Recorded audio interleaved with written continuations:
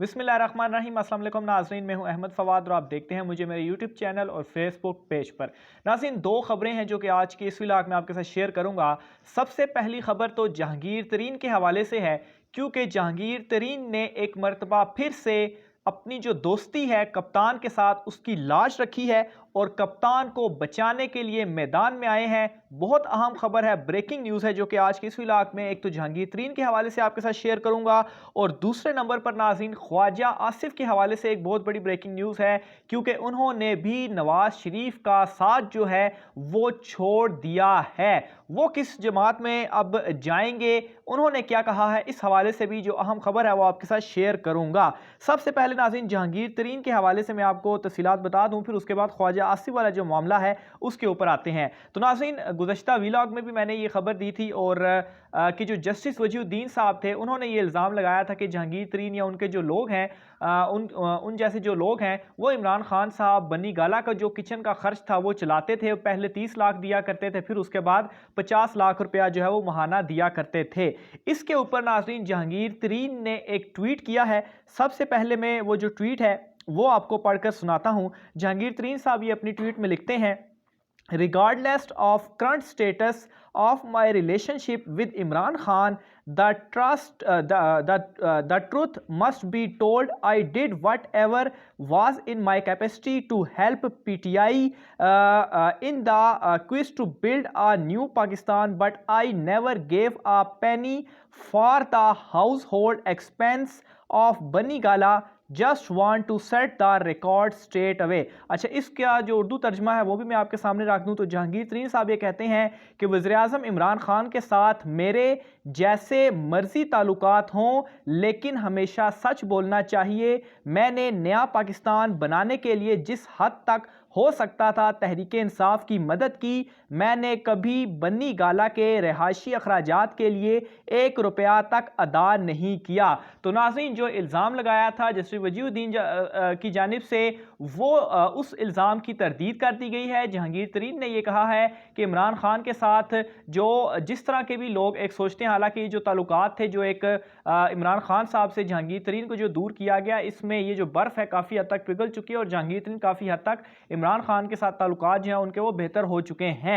बहरहाल वो कहते हैं कि मैं सच बोलूँगा और किसी तरह से भी कोई भी जो खर्चा है बनी गाला का किचन का, मैं इसकी तरदीद करता हूँ। कोई 1 रुपया जो है वो मैंने कभी भी बनी गाला के जो अखराजात हैं उसके लिए अदा नहीं किया। अपने गुज़श्ता व्लॉग में मैंने नाज़रीन सोर्सेज के ज़रिए से ये खबर पहले आप तक पहुँचाई थी कि जस्टिस साहब जो हैं वो शायद किसी इंटेंशन को गेन करने के लिए वो इस तरह का जो स्टंट है वो खेल रहे हैं, लेकिन इस हवाले से कभी भी कोई चीज़ सामने नहीं आई थी। हालांकि जहांगीर तरीन के इमरान खान साहब के साथ जो थे जब केसेस चल रहे थे शुगर स्कैंडल वाले, तो बहुत तल्ख मामलात थे, तब भी इस तरह की बात सामने नहीं आई थी। और अब भी जहांगीर तरीन ने वाज़ेह ये बता दिया है कि इमरान खान का बनी गाला का कोई खर्च जो है वो नहीं चलाया करते थे। तो ये नाज़रीन एक जहांगीर तरीन की जानिब से एक बड़ा ज़बरदस्त डिसीजन था और एक मरतबा फिर से वो इमरान खान साहब के हक़ में बोले हैं, इमरान खान साहब को बचाने के लिए और उनके ऊपर जो इल्ज़ामात लगाए गए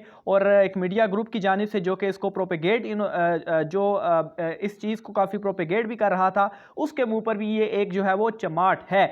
दूसरे नंबर पर नाज़रीन जहांगीर तरीन के हवाले से ही एक बड़ी खबर है जो उनकी नाअहली वाला मामला है। उनको और नवाज शरीफ को सेम कैटेगरी में नाअहल किया गया था। कुछ दिन पहले ही मैंने खबर दी थी कि एक दरख्वास्त दायर की जाएगी। इनकी जो नाअहली है जो जिस शिक के तहत आर्टिकल 62(1)(f) के तहत जो नाअहली हुई थी उसकी जो है वो तशरीह की जाएगी और उसमें कहा जाएगा कि ये जो नाअहली है इसकी जो मुद्दत है वो मुकर्रर की जाए, यानी कि ताहयात नहीं होनी चाहिए, 5 साल 10 साल कोई एक मुद्दत होनी चाहिए ताकि उस मुद्दत के बाद सियासतदान दोबारा जो अपनी सियासी प्रैक्टिसेस है वो कर सके। इसके ऊपर नाज़रीन जो सुप्रीम कोर्ट बार है उन्होंने आज दरखास्त बाकायदा तौर पर तैयार कर ली है, बल्कि नाज़रीन ये जो मामला है इसकी मंजूरी जो है वो दे दी गई है और बहुत जल्द, बल्कि सोर्सेज बता रहे हैं कि इसी हफ्ते के दौरान ये जो दरखास्त है वो दायर कर दी जाएगी और इस दरखास्त के हवाले से सुप्रीम कोर्ट बार की चीफ जस्टिस साहब से मुलाकात भी हुई थी और उन्होंने वहाँ पर भी ये जो मामला था वो सामने रखा था, जिस पर चीफ जस्टिस साहब ने भी रजामंदी जाहिर की थी कि ठीक है आप दरख्वास्त लें, फिर इस मामले के ऊपर ओवरऑल जो फुल बेंच होता है यानी कि जो 17 के 17 जो जजेस हैं वो बैठकर तो इस मामले की जो तशरीह है वो करेंगे। बहरहाल ये दरख्वास्त जो है वो इसकी मंजूरी हो चुकी है। अब नाजरीन आने वाले जो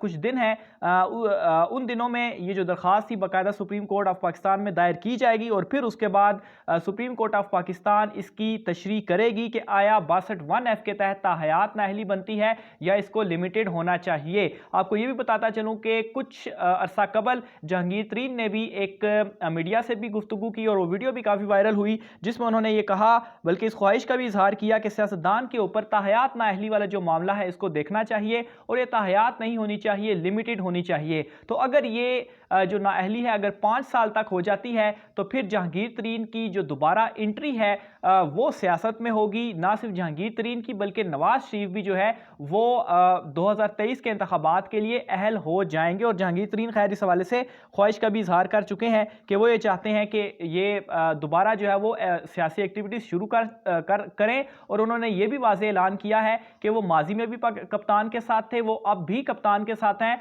और मुस्तकबिल में भी वो कप्तान के साथ ही रहेंगे। उनका बेटा जब भी इलेक्शन लड़ेगा पाकिस्तान तहरीक इंसाफ के ही टिकट के ऊपर जो है वो लड़ेगा। इसलिए जितने भी चीज़ों को प्रोपेगेट किया जा रहा है जहांगीर तरीन के अगेंस्ट, ये जो है वो आज उनकी इस ट्वीट ने तमाम वो जो जुबानें थी वो बंद कर दी जो कि कप्तान के खिलाफ जहांगीर तरीन को लेकर उठ रही थी।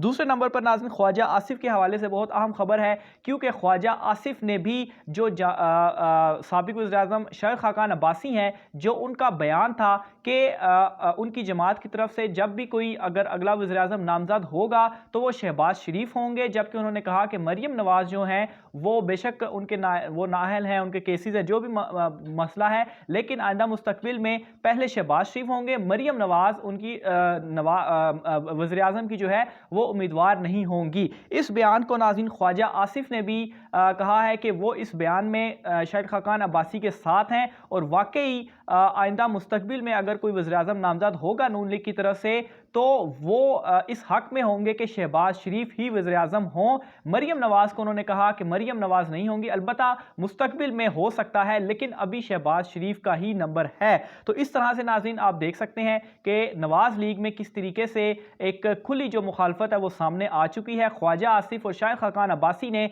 बाकायदा तौर पर अनाउंसमेंट कर दी है कि वो नवाज़ लीग या नवाज़ शरीफ के साथ नहीं है, नून लीग वो छोड़ चुके हैं और वो अब शीन लीग के साथ यानी कि शहबाज लीग जो है और जो उनका मुफाहमती बयानिया है वो उसके साथ खड़े हुए हैं। आखिर में नाजरीन एक और अहम खबर आपको मैं देता चलूँ कि इस हवाले से वफाकी दारुल हुकूमत में काफ़ी अफवाहें उड़ रही हैं कि कोई 30 से ज़ायद अरकान ऐसे हैं जो पाकिस्तान तहरीक इंसाफ को जो है वो छोड़कर और मुस्लिम लीग नून में जो है वो शमूलियत इख्तियार करने के लिए तैयार हैं। और सोर्सेज या ये जो अफवाहें हैं ये भी कह रही हैं कि इनमें 22 लोग पंजाब के हैं, जबकि 6 लोग केपी से हैं और एक का ताल्लुक जो है वो कराची और बलूचिस्तान से है। तो ये नाज़रीन एक अफवाह जो है वो इस वक्त काफ़ी गर्दिश कर रही है। इस हवाले से मज़ीद डिटेल्स जो है वो मैं इकट्ठी कर रहा हूँ, हमारे जो पार्लियामेंट में सोर्सेज हैं उनसे हम मालूमात इकट्ठी कर रहे हैं, जो भी हमें इस हवाले से अपडेट मिलती रहेंगी, क्योंकि ये बहुत अहम मामला है। इन हाउस की जो तब्दीली की बातें चल रही हैं, अगर वाकई ये लोग PTI को छोड़ते हैं तो फिर काफ़ी मसाइल का जो है वो शिकार हो सकती है। बहरहाल इसकी जो कन्फर्मेशन है अपने सोर्सेज के जरिए कर रहे हैं। जो अगला वीलॉग होगा इंशाल्लाह इस हवाले से आपको जो है वो अपडेट देंगे। अपनी राय का इज़हार कमेंट बॉक्स में लिखिएगा, खासतौर पर जहांगीर तरीन और जो ख्वाजा आसिफ वाला मामला है इस मामले के ऊपर। अपना ख्याल रखिएगा। आज के वीलॉग से इतना ही, मुझे इजाज़त दीजिए। अल्लाह हाफिज़।